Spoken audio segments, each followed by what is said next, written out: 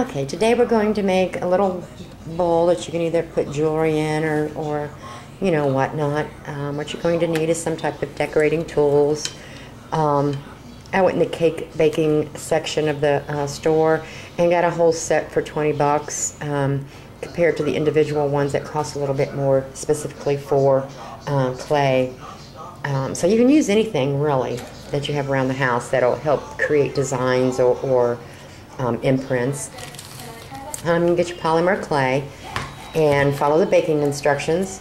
And I always use white because I like to paint, so I paint mine afterwards. Need something to help, you know, trim stuff with. I always use this blade here. You know, soften your clay up and get a little bowl, the size of the bowl that you're going to be making, because you're going to lay it inside here, and this is going to help create the shape of the bowl.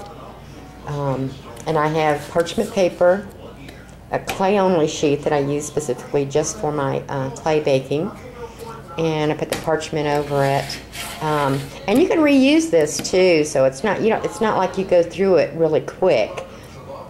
So since you take it out, and it also helps because you can take it off of the tray and carry it over to your table to where you're going to let it cool and then paint it or whatever you're going to do with it.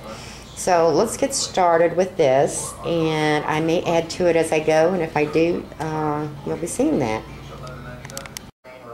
Okay, next you're going to roll out your clay. You don't want it too thin or too thick really. And roll that out. Okay, next you want to find you an object that you can cut to a round circle. I've got a cup here that I use for clay stuff only. To put it in there and just press down a little bit, rock it around a little bit. And then you want to slowly take it out, and you've got a circle here. And we're going to start with that. And then next I go around the edges and the ones that I can't, you know, smooth out with my finger because I don't want to mess up the perfect circle. Then I just barely shave off the little edges around it. Okay, next you want to find something that has some texture, you know, whatever you like, that you can just, you know, lay around it and put an imprint around the edges. And all I do is take my finger, press it down all the way around.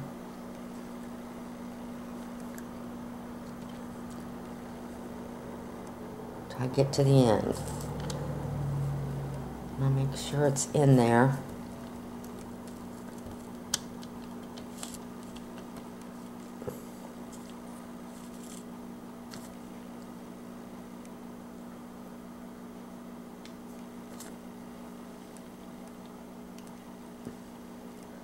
And pull it off. And you have your first imprint on there. So we're going to overlap a couple different things. And I also put on a piece of parchment paper because that way you can turn and move it around without really messing up the circle itself. Okay, here's what I have so far. I think I'm going to put some more texture on it though, because still I think that'll be nice as an edge there. I think I might add one little thing extra to it. Okay, now I've rolled out a ball and then I flattened it. Now this is a little thicker, about twice as thickness as that there. This is going to be what I'm going to end up putting the bowl on top of, kind of like to hold it steady when it's sitting there. And I think I'm going to put some designs around the edges and around the edges here, just to give it that extra texture. Okay, all I took was a little wheelie and I rolled it around, you know, made the crosses there and also on the edge there. And then I just took a regular thing and just went around the edges and poked there. Okay, and now we're going to lay this inside the bowl, and then you're just going to barely tap around it to make sure it gets the shape of the bottom of that. And you're going to bake that in with that.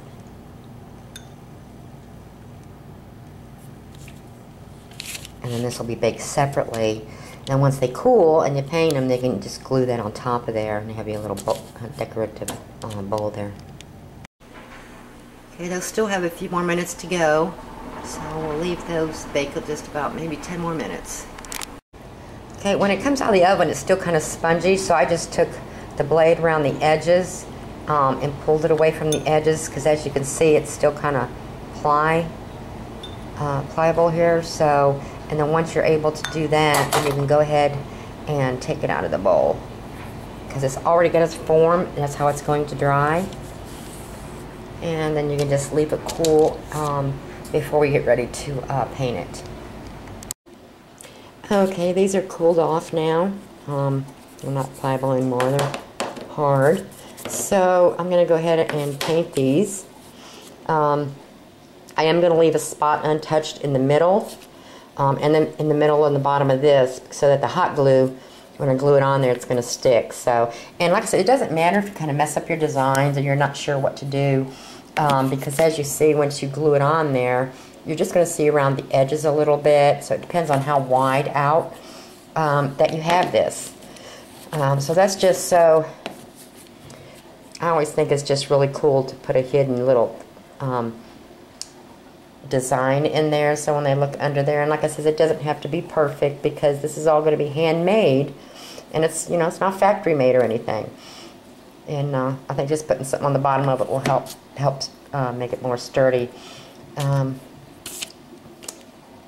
we'll go ahead and get these painted white first on these ones, because the white clay, once you bake it, it turns tan. And actually I took some of my old clay that got dirty, because I knew I was going to paint it, and I keep that separate, and that's what I use on the stuff I'm going to paint.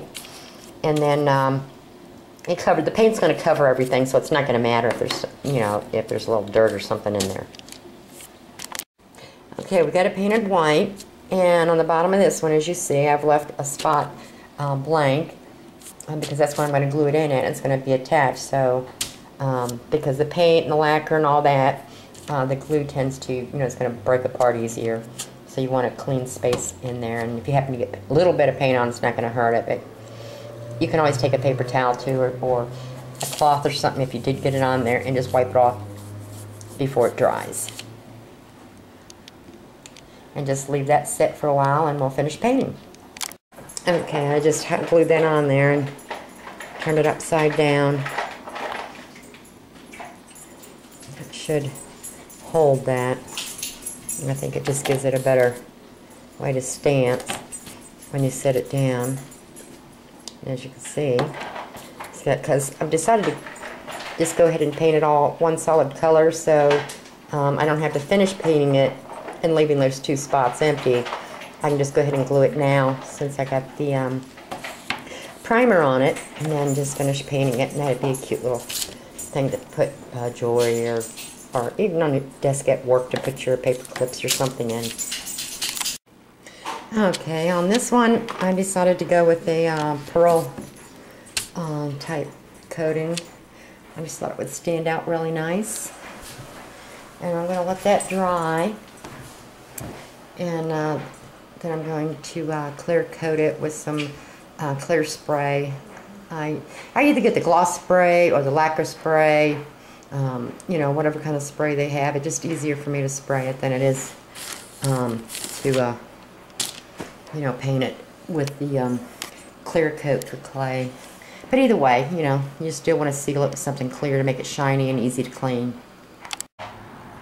Okay, we finished painting it, and then I put one coat of clear.